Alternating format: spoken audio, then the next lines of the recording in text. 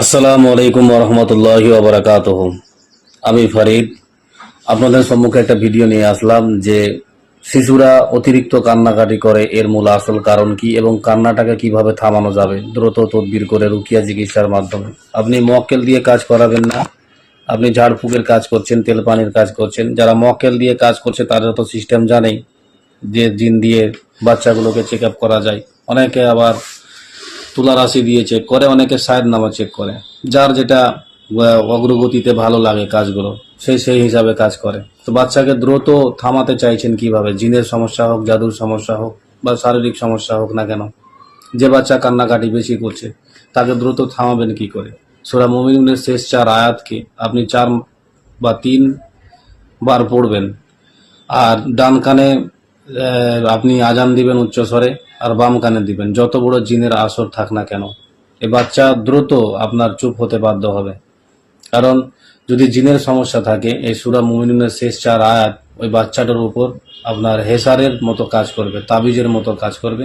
আর জিনের সমস্যা যদি থাকে আর এই আয়াতগুলোকে যদি 3 থেকে 4 বার পড়ে ফু দেওয়া যায়, তাহলে এর শরীরের মধ্যে যেগুলো অশুভ শক্তি রয়েছে সেগুলো আপনার মাইনাসের দিকে চলে যাবে। আর কেমন মাইনাস?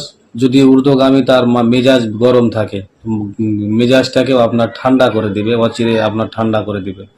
আর যদি রক্তের চাপ বেড়ে থাকে, ছোট বাচ্চা অনেক সময় দেখবেন খিটখিটে রোগা হলেও জানে খুব, ওই মরা হলেও আপনার হ্যান্ডেল করা থাকে কেমন, যে জেদ করে খুব, কিরমির সমস্যা থাকে, দাঁত কিরমির করে, পেট বড় মাথা ছোট, মাথা বড় পেট ছোট, এরকম হয়ে যায়। মিষ্টি জিনিস দ্রব্য এগুলো খুব পছন্দ করে এরা, এটা ওরা খুব মেজাজ টাইপের হয়। একটা কিছু মানে মাথায় যেটা উঠে যাবে সেটাই, হ্যাঁ তো হ্যাঁ অথবা না তো না, যা নিবে তো নিবে, মেজাজ থাকবে এই মুহূর্তে। এই মেজাজি বাচ্চাদের উপরেই দৃষ্টিগত জিনের আসর বেশি পড়ে। তখন এই সূরা মুমিনুনের শেষ 4 আয়াত আপনি বিজোড় সংখ্যায় 3 থেকে 4 বার পড়ে ফু দিয়ে দিবেন।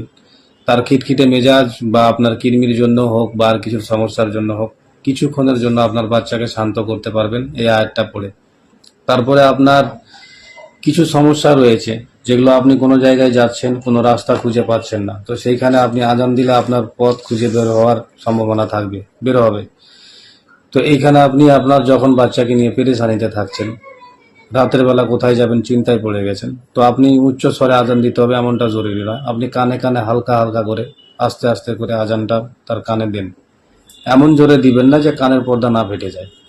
আপনার উজু থাক বা না থাক সেটা জরুরি নয়, আপনি শুধু ছোট আকারে আপনি মানে খুব সুর দিয়ে আপনি পড়বেন এমনটা নয়, হালকা করে আপনি কানের কাছে একটু আজান দিবেন, বা আপনার পাশে রয়েছে আপনি কোলে নিয়ে আজান দিলেন, ও কাঁদছে কাঁদুক, ডান দিক আর বাম দিক এই দুই কানে বিজোড় সংখ্যায় আপনি আজান দিবেন। খুব একটা তো জোরে তেলাওয়াত করতে হবে এমনটা নয়, কানের পর্দার সমস্যা হবে। দেখবেন এই বাচ্চাটা আপনার খুব তাড়াতাড়ি নরম হয়ে যাবে, ঠান্ডা হয়ে যাবে। আমি এতগুলো ভেঙে চুরে খুঁড়িয়ে ঘুরিয়ে মানে নাটি ঘুটি করে এই জন্য বলছি যে সামান্য একটা কথা, বেশি তো নয়, সমস্যাটা একটু খুলে বললাম।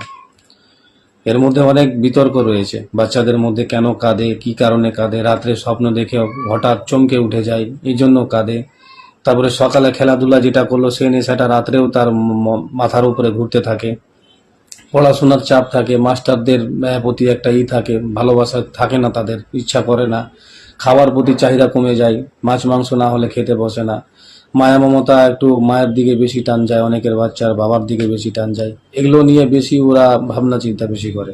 পূর্ণবয়স্ক না হলে এই এই রাস্তা থেকে বেরিয়ে আসা বিপদ আছে। তো এগুলো গোপন মানে কিছু টিপস রয়েছে যেগুলো আপনার হোমিওপ্যাথি বইগুলোতে আপনার নির্দিষ্টভাবে লেখা রয়েছে। তো বিভিন্ন কিতাব, বিভিন্ন রাইটার বিভিন্ন ভাষায় লিখেছেন। তো যাকে আমি এই তদবিরটা আপনাদের মাঝে শেয়ার করলাম, ভালো লাগলে একটু প্রয়োগ করে দেখেন। আসসালামু আলাইকুম রহমতুল্লাহ বারকাতুহু।